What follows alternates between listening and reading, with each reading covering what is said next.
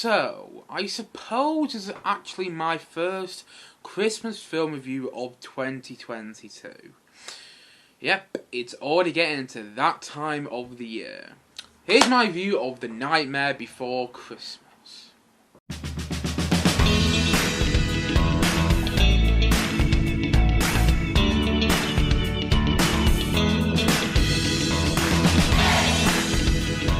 The Nightmare Before Christmas. So The Nightmare Before Christmas is directed by Henry Selick, not Tim Burton, and basically the film follows the story of Jack Skellington, who is the king of Halloween Town.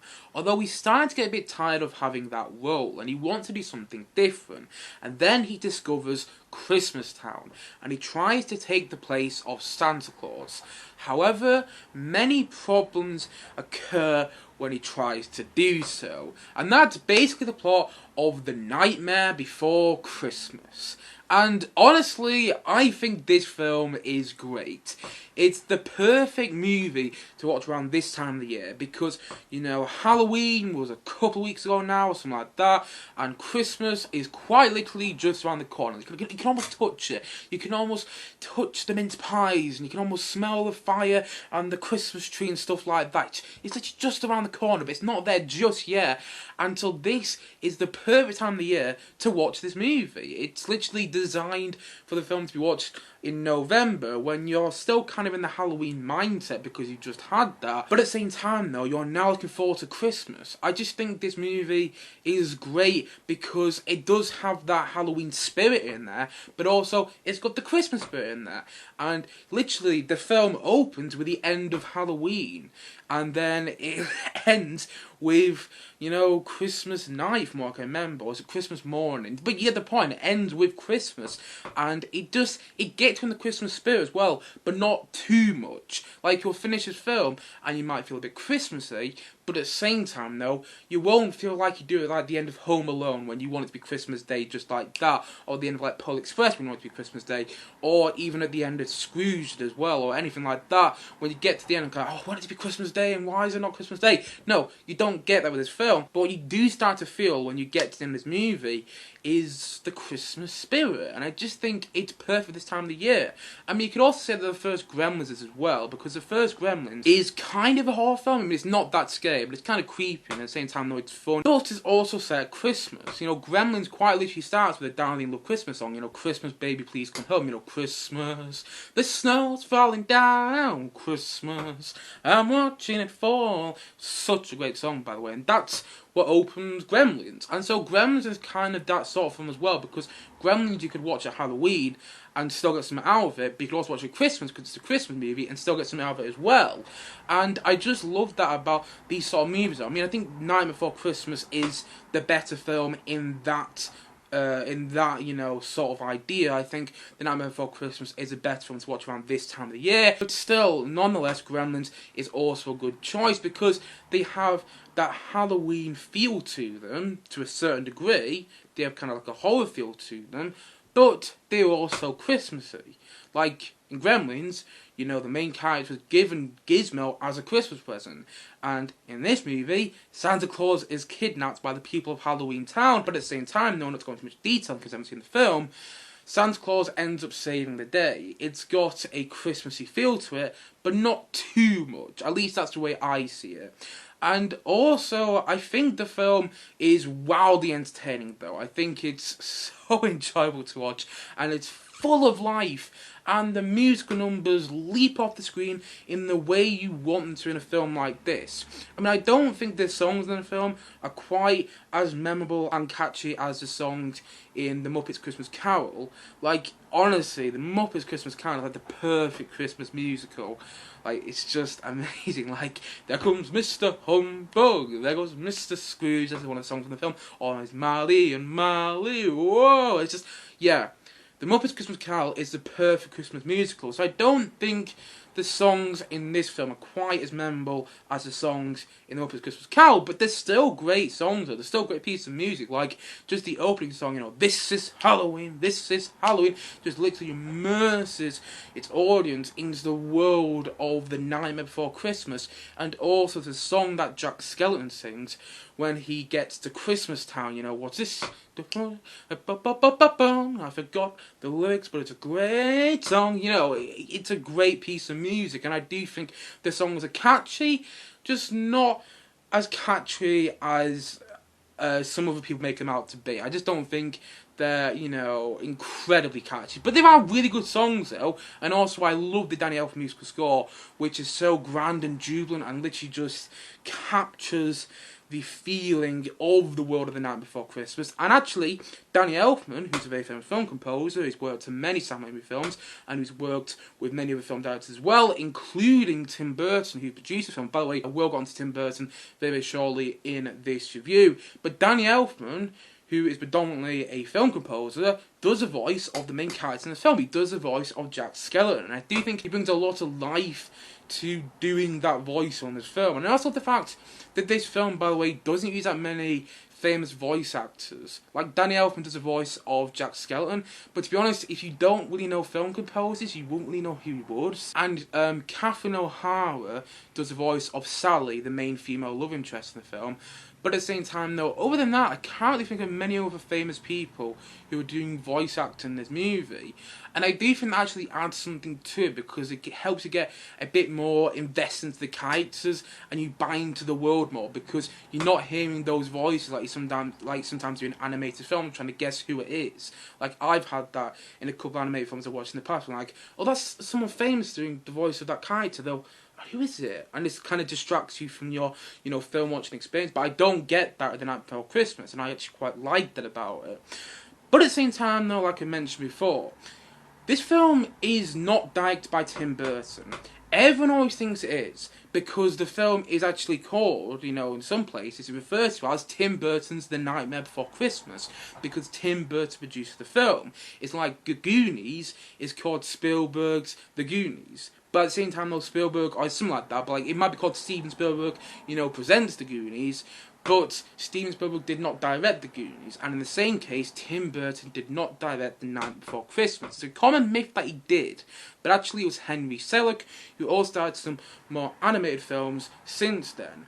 And I do think that Henry Selick doesn't get enough credit for directing this movie. In fact, he's even come out recently and said, I do think it's a bit unfair that Tim Burton gets all the credit for The Night Before Christmas, because although, you know, it's got a lot of Tim Burton attributes in there, clearly Tim Burton had a say in the production of the movie, because, you know, the production design, you know, having Danny Elfman in there, and also the way the characters look, it looks like a Tim Burton movie, and, you know, I can completely understand why some people might think it is, but at the same time, though, it's not a Tim Burton film. And I do think we need to give credit to Henry Selick, because he made the film what it is. You know, it's a short film. It's not like an hour, 16 minutes, and it could have easily been really rushed and incoherent, and you wouldn't have the same energy it does without him. So I do think we need to give him some credit, and I do think that all the credit is given to Tim Burton when it's not a Tim Burton film, though, because Tim Burton wanted to direct this movie. He did, and I think he even wrote the story for it. He came with all the characters and everything like that, but he was signed on with Warner Brothers to direct Batman Returns,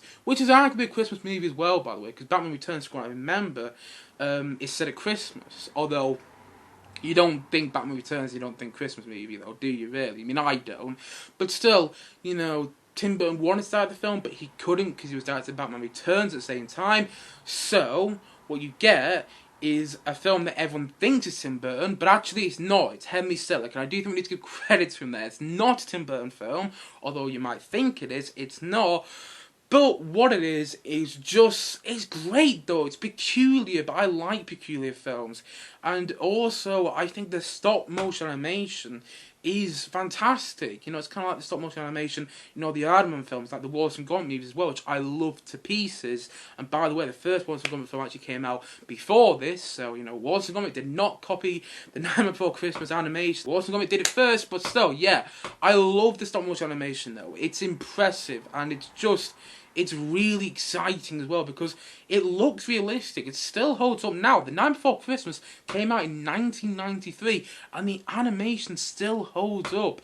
And I love as well, like I've already briefly mentioned, the fact that the movie's only an hour and 60 minutes. It's not a long film. Honestly, you're in there and then you're out, but it doesn't feel rushed. It feels coherent, and you feel like you literally go on this roller coaster ride through the Halloween town and then into Christmas town, and it just, God, it's exciting to watch as well, and it's delightfully divergent, and also it's just, God, yeah, it's just got so much energy to it, which makes it just such a wildly enjoyable time.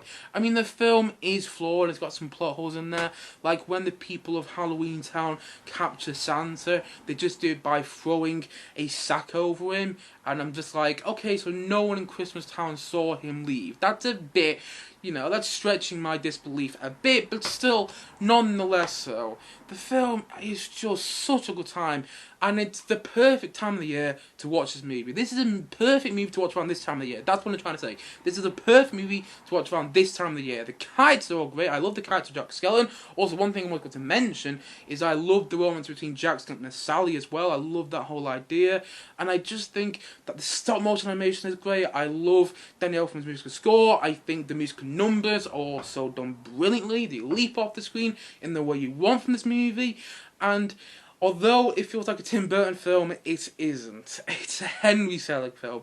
I need to give him credit for that because although, it does look like a Tim Burton film, left, right and centre, Henry Selick made the film what it is, though.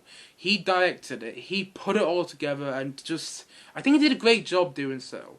And I really, really like The Night Before Christmas. I don't love it, and I don't think it's quite as amazing as some other people do, but it's all subjective. But at the same time, though, even though I don't love it, I think it's great. I really do.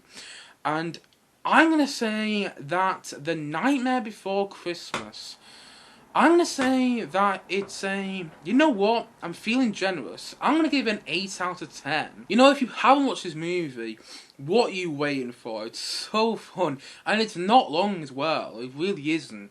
Honestly, I sat down to watch it for the second time yesterday, and I was thinking that it was going to be like an hour and a half, and then it just turned out to be an hour 60 minutes, and it flew by. And by the way, one other thing I forgot to mention, and I almost got to mention, but I'm mentioning now, so I haven't forgot to mention it, is I only watched the film the first time 2 years ago, and I remember when I first watched it, I didn't really know what to expect, and I remember just being swept away with it and enchanted by it and things like that, and just loving it so much. And then although I didn't love it quite as much the second time when I watched it yesterday, I was still enchanted by it, and I still was swept along with the energy of the film and the liveliness of the film as well. And also, another thing I almost forgot to mention, God, I don't know where my head is at today, but another thing I always got to mention is I love the whole idea of Halloween trying to do Christmas. The whole idea of these two opposites coming together in a way. I just think the whole idea of the film is genius. I love the story. This whole story of the guy, the king of Halloween, trying to do Christmas, I think is done fantastically. And I think the execution, the way the film is crafted and the way it's directed, going back to Henry Selick all over again, I think his direction makes that work. In the scene where Jack Skellington is being Santa and he's delivering all these Christmas presents, which are actually Halloween presents, to all the kids' stockings, is so good. Honestly, I was watching that scene going, this is brilliant. It really is, because I love the way it's done, this whole idea of these two opposites coming together, and they shouldn't do, and things go wrong. But at the same time, though, even though things do go on, you do finish the film and you feel a bit Christmassy. You do. Not too Christmassy, because it's not that time of the year just yet. But nonetheless, though, it does have a Christmas feel to it. It leaves you feeling a bit Christmassy. And I really like that about it. Even to the point that it's snowing in Halloween Town at the end of the film. And also, one scene I almost got to mention, which I absolutely love, is a scene where you see all the people of the town of Halloween preparing for Jack Skellington to go out at Christmas, and you see the reindeer made out of skeleton as well, and it's just great. It makes you smile in that weird Tim Burton way. Even though it's not a Tim Burton film, it does feel like one. I'm sorry, Henry Selick. I know I've said about 5 times in this review that you should give you credit for this film, but at the same time, though, it does feel Tim Burton. I do think Tim Burton did have a lot of say in this movie. It feels like he did anyway. Like, I love Tim Burton films like Big Fish and Beetlejuice. And also, there's another one I love so much that I'm forgetting off the top of my head right now. But there's some Tim Burton movies which I absolutely love. And, you know, the sensibilities in those films that I've mentioned, like Beetlejuice and Big Fish, can be found in this film. You know, and I really like that about it. And although I do think we need to give more credit to Henry Selick for, you know, his execution in this movie, the way he directed it, we also need to give credit to Tim Burton as well. Perhaps I didn't really think about it too much. I didn't think this through. No, we need to give credit for Tim Burton because it does have a lot of Tim Burton sensibilities in there, and it's great. The musical numbers are great. It's just, it's a lot of fun, and it's the perfect movie to watch at this time of the year because you've just had Halloween, or at least not too long ago, and you know you might still have a bit of a Halloween mindset, but you know Christmas just around the corner. You can almost touch it. It's literally just there, but at the same time, though. This film is neither a Halloween film, if you will, or Christmas film. It's just kind of in the middle. That's what it is. It's kind of in the middle. At least that's the way I see it. I think it's wildly enjoyable. I think it's enchanting, and it's delightfully divergent, and it's a one of a kind. It's a peculiar film, and it's not going to be for everyone if you haven't seen it yet. But at the same time, though, it's a film that I always kind of want to return to. Like, I saw it the first time 2 years ago, and then last year I didn't rewatch it, although I was planning to, but I just got too busy. Seems to be a thing with me. I get quite busy around Christmas, but still, nonetheless, I made an effort of watching Night Before Christmas again this year, and although I didn't love it quite as much as I loved it the first time, I still did really like it. I think it's a great film, and just like I said before, it's wildly entertaining, and I can't recommend it enough. And it's the perfect movie to watch around this time of the year. And so, all in all, if you give me a sec here, I'm getting out of Christmas hat already. I mean, I shouldn't be, because it's only mid-November, but still, all in all, I'm going to say that The Nightmare Before Christmas, I'm going to say that it's an 8 out of 10 from me.